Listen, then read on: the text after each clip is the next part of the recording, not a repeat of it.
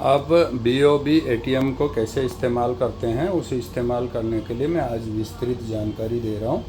मैं अपना ATM card के ऊपर ज़्यादा डिटेल तो किसी भी है, जैसे मैंने पकड़ रखा है ऐसा ATM को पकड़ के रखे। इसके अंदर अपना प्राइवेट सूचनाओं को नहीं आने दे। CVV और ATM कार्ड का नंबर और अपना पिन कोड किसी को भी ना बताए। अपना नाम भी पूरा दिखाने की ज़रूरत नहीं है। अब मैं यहाँ पे कार्ड को डाल के और इसके अंदर देखो ये जो ब्लू लाइट हो रही है तो यहाँ पे इंसर्ट कर देता हूँ।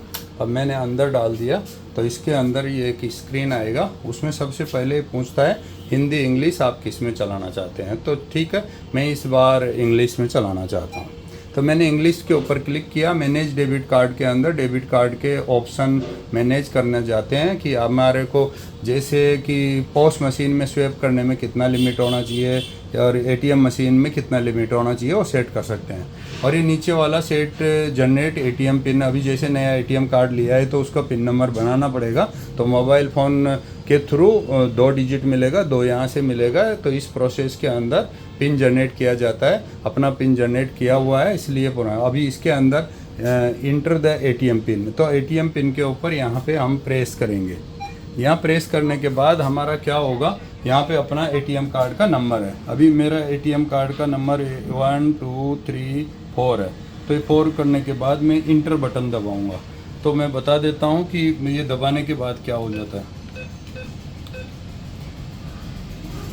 अब मैंने इंटर बटन जैसे ही दबा दिया, इसके बाद अपना क्या होता है, इसके अंदर चेंज पिन का ऑप्शन है, फंड ट्रांसफ़र का है, BOB वर्ड है जो मोबाइल बैंकिंग में काम आता है, अदर सर्विसेज है, फास्ट कैश है, विड्रॉल है, बैलेंस इंक्वायरी, मिनी स्टेटमेंट।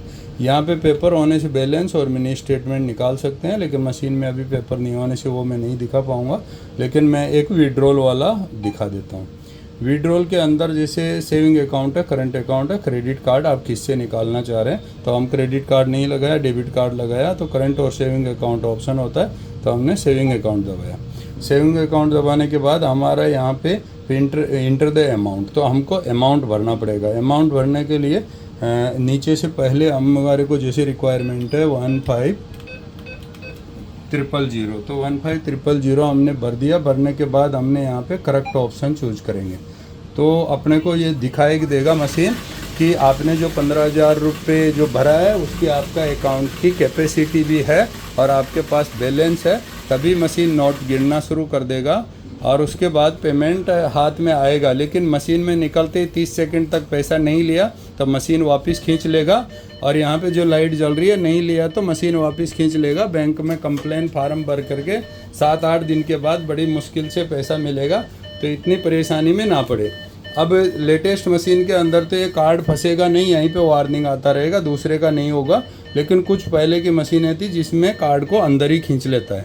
तो ऐसा मुसीबत से बचने के लिए जैसे आपका काम हो गया, कार्ड ज़रूर निकालें और जाने से पहले एक बार क्लियर और कैंसिल बटन ज़रूर दबाएं। और बेशक कोई भी झूठा मोटा बटन दबा सकते हो ताकि आपका फिंगरप्रिंट वगैरह यहाँ नहीं रहना चाहिए।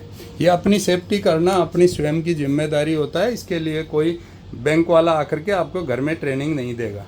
ठीक है, लाइक करो, सब्सक्राइब करो, शेयर करो, सबको बताओ।